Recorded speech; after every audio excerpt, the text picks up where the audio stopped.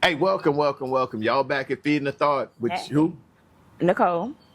James Johnson's. Yo, The we're Johnsons. back. We're back, and we're talking to you. And today we're talking about what critical to difficult Difficult conversations. conversations. And what? People don't like having those difficult conversations because they believe it brings conflict. Maybe they don't know how to have a difficult conversations. Listen, if you want to learn more about it, I'm Coach Jay. I got a place over there that you could hear about it. We could reach out and talk about it, but we ain't gonna, cheap plug. Okay, I'm sorry. and if y'all women got some problems and really need to talk, then go over to, what's your name?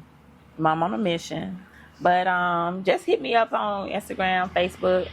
We can chop it up. You can chop it up. All right. Hey, back to what we're talking about. We got all the cheap plugs out. Y'all know we out here in this weather. Yes, Wonderful. it's beautiful weather. Woo, and it is hot. Negro sweating over here, y'all. But anyway, having difficult conversations, critical conversations, however you want to look at it. We all go through things, and in order for us to really deal with it, we're going to come across those places where it's going to be some hard talk. Mm-hmm. You know, it's gonna be some times where you got to have that. I'm not feeling my best. I'm not liking this. Mm-hmm. This got to change kind of conversation. And it's easy for us to say, let's talk about relationships. Let's talk about husband and wife, boyfriend, girlfriend, girlfriend, boy, whatever you want to say. Because I'm not judging, jury, whatever. Relationship is relationship. Who you want to love, who you want to be with is on your business. We're not here to talk about that. But what we're talking about, if that person is spending time with you and you're to a place where you're having a conversation or want to have it or need to have a conversation, I think there's an approach that it could be basic and it'll help all of us who are struggling. First of all, I think we need to look at the situation as a whole.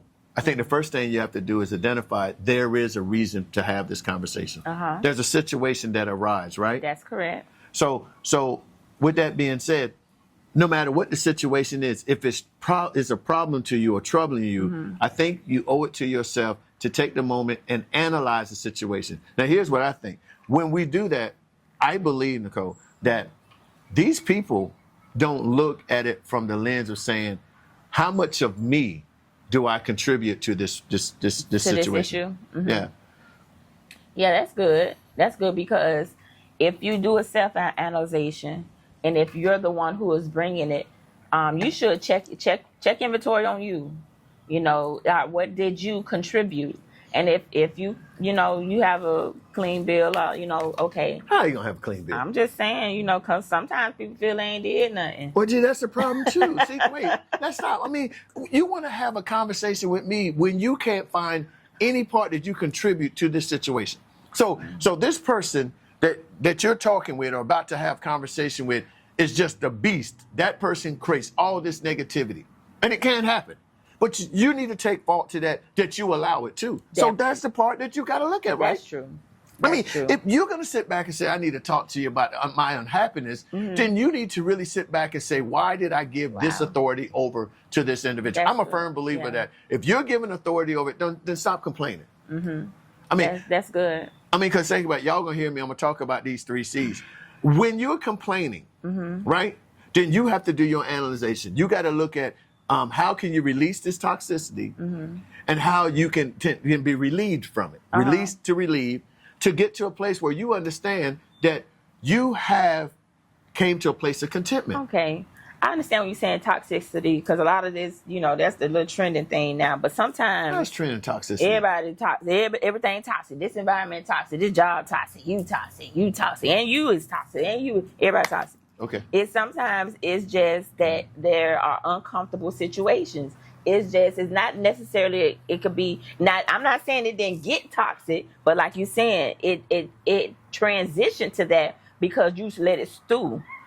Now that's like, I totally agree. Why you let it stew? That's the problem. Maybe they don't like conflict. But difficult conversations, and conflict don't always have to be bad. That's what people have to understand. Conflict don't have to be bad. Conflict is just having a real conversation that you don't have to yell, you don't have to cuss, You don't have to get, but you have to share your thoughts, share your feelings, because your feelings are valuable, and so is the other person who are you involved with. Their feelings are valuable too, but you just have to come to an agreement. And sometimes you got to agree to disagree, but that doesn't mean that it has to be in a place of disrespect. Doesn't have, so all this disrespect and all that other stuff becomes toxic.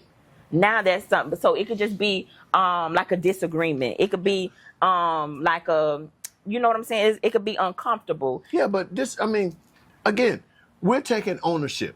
Before I could go and want to think about having this difficult conversation or this critical conversation, whatever it may be, Yeah. because the results may be more negative than positive, I just think I owe it to me, myself, to say, okay, James, how much have you contributed to this situation? How much have you accepted?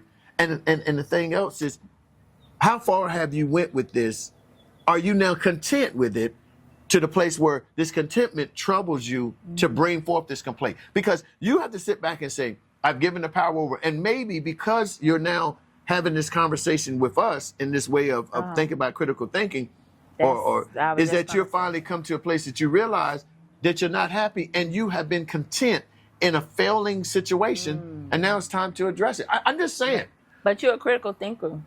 But you should be a critical thinker. Everybody's not to that place that they will, over time, they might sit back and say, but unfortunately, a lot of people are not going to take ownership. A lot of people are not going to, they're always going to point the finger. And if that's the type of person you are, you really have to look at yourself and do some self-analyzation and really see what did you contribute to the relationship. That's what's going to help the relationship to thrive. That's what's going to help the relationship to grow, because you're taking ownership. But wait, so we can't move over to any other element in this critical thinking or critical process to deal with this difficult conversation until we take the time, or should take the time, to look at all the factors involved and why you feel that you need to have this conversation. Fair? Yes. That's where I think we have a problem. And y'all, it's okay. Yeah, I know I'm on my coaching. I put my coaching hat on. You have to understand that before you go and have this difficult conversation, that you need to understand the pros and cons of this conversation, not to minimize the conversation or reduce the impact that you may have or should approach, but you want to think about how this person is going to take it. And another thing is, it's the timing that you're in. Timing and location of you having this discussion is critical. Because most of you all want to have a difficult conversation when you take somebody to a nice restaurant to eat. And you're sitting there, and the thing that's going to leave there, regardless of what you had the conversation is that they're going to hate going out to expensive restaurants or nice restaurants, because the first thing they're going to think is one of these critical conversations that I really don't want to have, right? Or you pop up on them, they already have a bad day, and they slam you with it. Yeah. You know, I had a rough day at work. I come home, and the wife want to talk about the way I didn't respect her or something. I said something inappropriate, whatever. Yeah. I had a rough day. Do you think I'm going to receive that kind of conversation if I walk in the door after a bad day and she hammers with that? Now, I think the better approach would be this, and I'm talking from a men's lens, is it for her to say, hey, how was your day? When you get a chance, I want to talk to you about something. It's no rush right now, but I want to talk to you, sometime tonight or no later than tomorrow, because there's something that I want to discuss with you. For me as a man, that gives me an opportunity. Yeah, I'm going to go into defense mode. I'm going to go up here now, what next kind of conversation. But at least I'm going to say, okay, I got something I need to iron out. It's something that she wants to talk about. Then I need to make the time to do that. Yeah. Or I can take the other role and say, bump what she said. When I'm ready to talk, I'm going to talk. That's not healthy, but people do it. I'm just being real.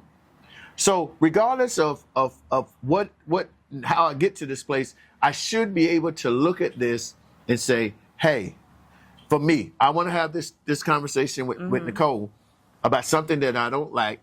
I need to make sure that the whole environment is conducive to have this conversation. Now, keep in mind, you all, sometimes your planning still will have a backfire. Sometimes you can set everything up to have this moment, and then it'd be taken all out of context because that person don't want to hear it, because maybe they actually know what they did wrong, but they don't want to take ownership up to it. That's true. That's true. And then you also have the individual that's so complacent or so passive that they're hurting inside because they're keeping all that in there, and that's a real difficult place to be in, for people, male or female, that they just bottle it in, and then after a point they reach their breaking point, and then it just being sideswiped to the partner, and they don't even know where did this come from. You in order for a relationship to be healthy, whatever relationship, you have to be able to talk and be honest and share your feelings, share your thoughts. And then the other person, you can't always blow off the handle as well, because somebody say something that might not be the way well, why you feel that way. You shouldn't feel that way. Just give people the respect to feel the way they want to feel. Well, So, and that's respect. So we done went through about 3 things now in just preparation for your critical thinking, or your critical thinking that's lead to this difficult conversation. You have to first sit there and take the ownership. You have to look and see that how much you have given over to this situation and how it may be problematic now, and then picking that right time and place to have this conversation. And then the last thing that she was talking about, Nicole was talking about, is how do you bring this information over to them? You got to make sure you're calm, relaxed, and you're just saying, hey, this and that. Because sometimes, and I tell my kids this, I don't beat them when I'm mad. I wait till I cool off, and then I'm going to discipline them. Oh, I beat them. Oh, yeah, I'm going to beat them. Y'all can say what, because you got to catch me. No, I'm only mess with you. He does not. Discipline, to me, is when I have a cool mindset that I'm able to talk, I'm able to share. And that's what I want to do. So keep in mind that in the first phase of this is be able to get to a place where you can have these conversations, get in a place where you're going to share these thoughts, get in a place where you're delivering these messages in hopes that this individual, when you're ready to have this talk, that there is time and a space to give them that opportunity. All right, so we're done. Thank y'all so much, for allowing us to come and share these thoughts with you. There'll be more, so tune in. And, we appreciate you. Peace.